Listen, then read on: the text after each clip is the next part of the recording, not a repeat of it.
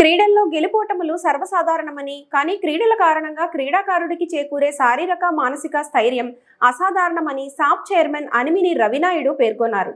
తిరుపతిలోని Srinivasa sports complex లో నిర్వహించిన వార్షిక ఉచిత వేసవి శిక్షణ శిబిరంలో పాల్గొన్న 400 మంది క్రీడాకారులకు శనివారం సాప్ చైర్మన్ చేతుల మీదుగా క్రీడా సామగ్రి అందజేశారు. ఈ సందర్భంగా సాప్ చైర్మన్ మాట్లాడుతూ, గతంలో మెడల్స్ సాధించిన క్రీడాకారులకు సైతం వారి భవిష్యత్తు పట్ల అభద్రతా భావం ఉండేదని, కానీ నేడు ఆ పరిస్థితి ఆంధ్రప్రదేశ్ లో లేదన్నారు.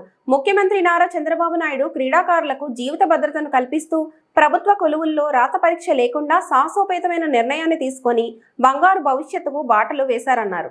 ఏపీలో ప్రభుత్వ ఉద్యోగాలకు సంబంధించి ఇకపై ఏ నోటిఫికేషన్ విడుదలైనా రాత పరీక్ష లేకుండా క్రీడాకారులు సాధించిన మెడల్స్ వారి ప్రతిభ ఆధారంగానే ఉద్యోగ అవకాశాలు కల్పించేందుకు కూటమి ప్రభుత్వం కట్టుబడి పనిచేస్తోందన్నారు. 35 ఏళ్ల క్రితం పలువురు క్రీడాకారులు రాత పరీక్ష లేకుండా ప్రభుత్వ ఉద్యోగాలు ఇవ్వాలని దివంగత మాజీ ముఖ్యమంత్రి ఎన్టీఆర్ దృష్టికి తీసుకువచ్చారని గుర్తు చేశారు. ఇదే విషయాన్ని ముఖ్యమంత్రి నారా చంద్రబాబు నాయుడు, విద్యాశాఖ మంత్రి నారా లోకేష్ దృష్టికి తీసుకెళ్లి 35 ఏళ్ల క్రీడాకారుల కలను 35 రోజుల్లోనే సాకారం చేశామన్నారు. రాష్ట్రానికి, దేశానికి గర్వకారణంగా నిలిచే ప్రతి క్రీడాకారుడికి గౌరవం ఇవ్వాలనే ఉద్దేశంతో స్పోర్ట్స్ కోటా కింద 3% హారిజంటల్ రిజర్వేషన్ విధానాన్ని తీసుకువచ్చామన్నారు. ఈ కార్యక్రమంలో తిరుపతి, చిత్తూరు జిల్లాల డిఎస్డిఓలు సయ్యద్ సాహెబ్, బాలాజీ, టీఎస్ఎస్ఎఫ్ తిరుపతి జిల్లా అధ్యక్షులు కొట్టే హేమంత్ రాయల్, సాప్ కోచ్లు, డిఎస్ఏ సిబ్బంది పాల్గొన్నారు. ఇప్పటికే లేట్ అయింది, ఎండలు కూడా బాగున్నాయి. అయితే క్రీడలు అనేది మానసికంగా, శారీరకంగా ఉల్లాసంగా ఉండడానికి ఎటువంటి సమస్య వచ్చినా తట్టుకునేది ఒక క్రీడాకారుడు మాత్రమే సాధ్యం. ఎందుకంటే చిన్నప్పటి నుంచి గెలవడం ఓడడం అనేది మీకు అలవాటు అవుతుంది. క్రీడాకారుడికి ఉన్నంత స్ఫూర్తి, అవగాహన, సమర్థత ఎవరికి ఉండదు.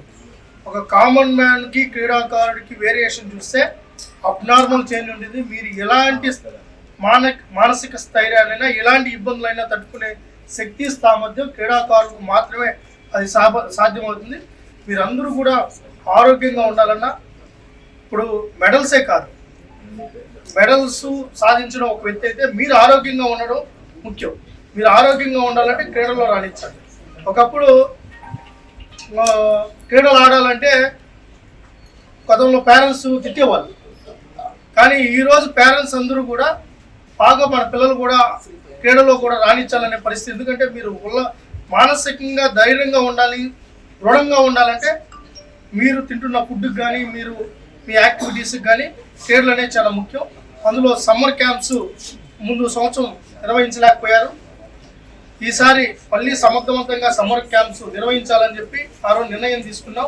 దానికి అనుగుణంగా కూడా రాష్ట్ర వ్యాప్తంగా సమ్మర్ క్యాంప్స్ నిర్వహించాలని చెప్పి, తదనుగుణంగా కూడా తిరుపతిలో ది బెస్ట్గా చేయాలని చెప్పి మన సయ్యద్ గారికి చెప్పడం, సయ్యద్ గారు కూడా దానికి గుర్తుగా ఏర్పాట్లు చేసి మన కోచెస్ కానీ, పీటీలు కావచ్చు, తర్వాత ఎవరైతే అసోసియేషన్ సభ్యులు కానీ వీళ్ళందరూ సహకారంతో బ్రహ్మాండంగా నిర్వహించబడాలని, దాన్నంతా మీరు ఉపయోగించుకోవాలని చెప్పి మీకు తెలియజేసుకుంటూ, అదేవిధంగా మీకు అందరికీ ఒక చెప్తున్నాం ఏమంటే,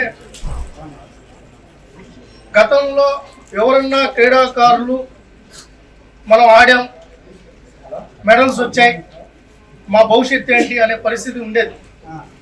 ఇప్పుడు మీకు క్రీడాకారుడికి బంగారు భవిష్యత్తు ఉంది. చదువుకున్న వాళ్ళు ఏవైతే మెరిట్ ర్యాంకు ఏ విధంగా సాధించి ఉద్యోగాలు వస్తాయో, క్రీడాకారులు కానీ మీరు మెడల్ సాధిస్తే ఆ స్థాయి ఉద్యోగాలు కూడా ఇచ్చేదానికి మొన్నే సీఎం గారు వితౌట్ ఎగ్జామ్ మీకు మెడల్ వస్తే మీకు ఉద్యోగం వచ్చేట్టే, ఆ విధంగా వితౌట్ ఎగ్జామ్తో మొన్నే